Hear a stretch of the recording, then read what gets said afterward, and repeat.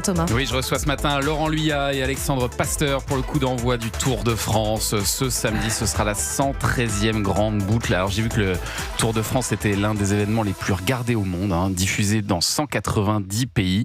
À titre de comparaison, la Coupe du Monde de foot s'est diffusée dans 220 territoires, donc on n'est pas très loin. Bon, j'imagine que vous aimeriez bien faire les mêmes audiences que la Coupe du Monde. Alors déjà, précisons que le Tour de France, c'est tous les ans, c'est pas tous les 4 ans.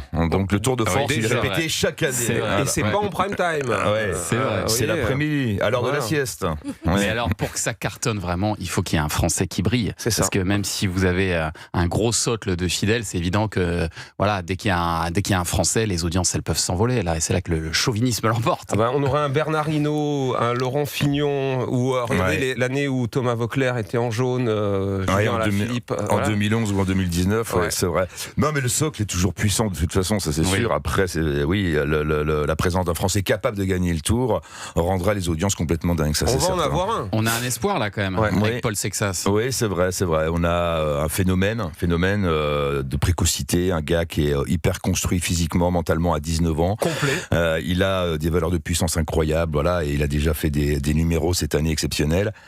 Il va gagner le Tour dans les prochaines années, pas cette année, c'est pas ce qu'on lui demande, mais il sera déjà acteur du Tour cette année, avec la limite de son âge, 19 ans, et de son inexpérience sur les courses de 3 semaines, puisqu'il n'a jamais fait un grand Tour de sa vie, donc ce sera une découverte pour lui. Et c'est vrai qu'on attend beaucoup, mais nous, on va pas lui demander de gagner le Tour.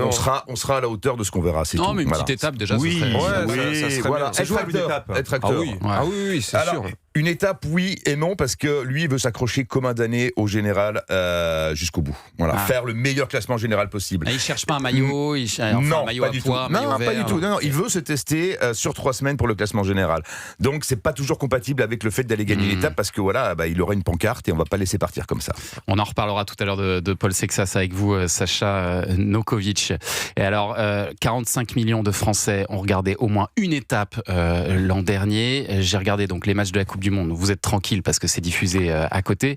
Mais est-ce que il n'y a pas un risque de trop de sport à la télé? Est-ce que malgré tout, ça ne peut pas jouer dans le côté t'es gentil, on a déjà regardé tes matchs de foot toute la soirée hier, on va peut-être pas en plus regarder le Tour de France cet après-midi. Comme disait Laurent, il y a un décalage. Ça joue vraiment en faveur du Tour de France. J'ai regardé, Laurent, il y a juste un 8e de finale qui va commencer à 18h, c'est tout. Sinon, pour le reste, sur la fin de Vélo Club. Pour le reste, on est tranquille. Ça va. Et on rentre à 18h. Donc ça vous inquiète pas du tout? Pas du tout. Pas du tout. Non, parce que c'est la période aussi. C'est l'été, les gens ont plus envie de regarder du sport l'été en fait. Et puis en plus, le Tour de France, c'est pas que du sport. Il y a aussi ce côté patrimonial. Et les gens, ils regardent aussi pour le plaisir de juste parcourir la France. Bien sûr. C'est certain, avec Franck Ferrand, qui est monsieur patrimoine sur le Tour de France. Et j'en profite d'ailleurs, Thomas, pour les féliciter. Parce que alors Alex qui est là, c'est la Rolls, France Télé, parce qu'il fait aussi l'athlé, il fait le ski. Et puis, mais si vous voulez, il commente pendant 5 heures, tous les jours. Je dis pas que c'est simple de commenter un match de tennis, mais déjà, tu parles pas pendant les échanges, ou un match de foot, où ça dure 1h30. Là, il faut qu'ils tiennent, et parfois avec des étapes de plaine où il se passe rien.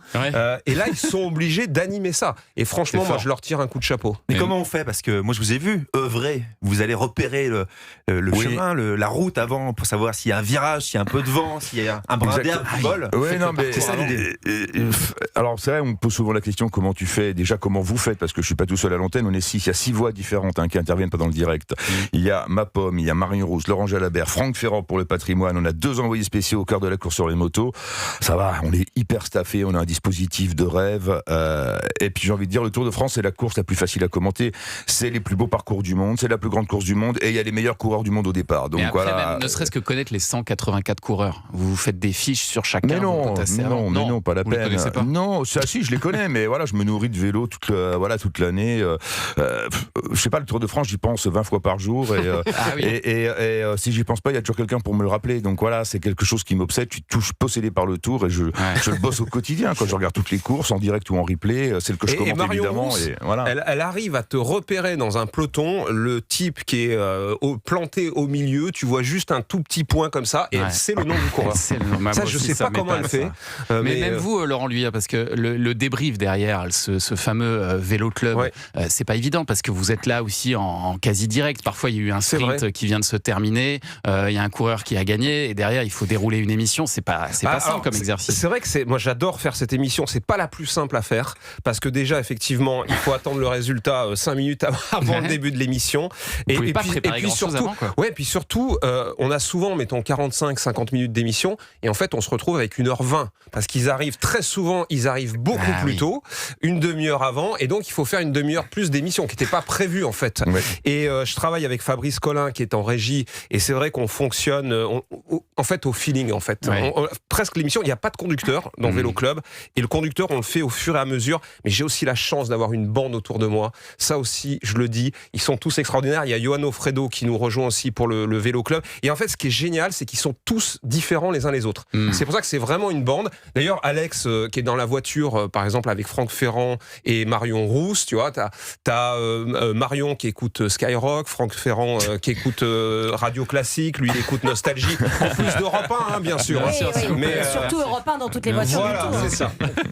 Et alors là, le Tour de France, il partira cette année de Barcelone. Alors le départ, il se fait souvent depuis l'étranger, mais je crois que Barcelone, c'est une première, non ? Oui. Le grand départ, oui. Un grand départ à Barcelone, oui, c'est une première.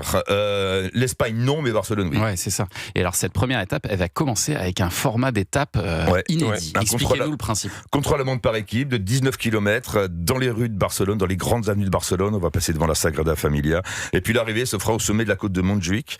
Une arrivée très dure, très difficile. Et les temps seront pris sur le premier coureur de chaque équipe à l'arrivée. Ça va être très spectaculaire. C'est un format hyper dynamique. C'est très visuel. Sur le Paris-Nice, hein. Oui, ouais. Paris-Nice, sur le Tour Auvergne-Rhône-Alpes, ex-Dauphiné également il y a quelques jours. Et là, le Tour de France, c'est d'y aller. On tente ça cette année. Non, mais ça va être très visuel, très chouette. Et surtout, ça permettra de voir les favoris du classement général en action dès les premiers coups de pédale, dès la première étape. Et les Pyrénées tout de suite après. Hein, troisième étape, arrivée aux angles. Arrivée aux angles, les Pyrénées orientales. Donc ça va démarrer en fait sur les chapeaux de roue. Fanfare, parce que c'est vrai que c'est ce qu'on attend évidemment, les étapes de montagne. C'est là en général que ça décroche un peu.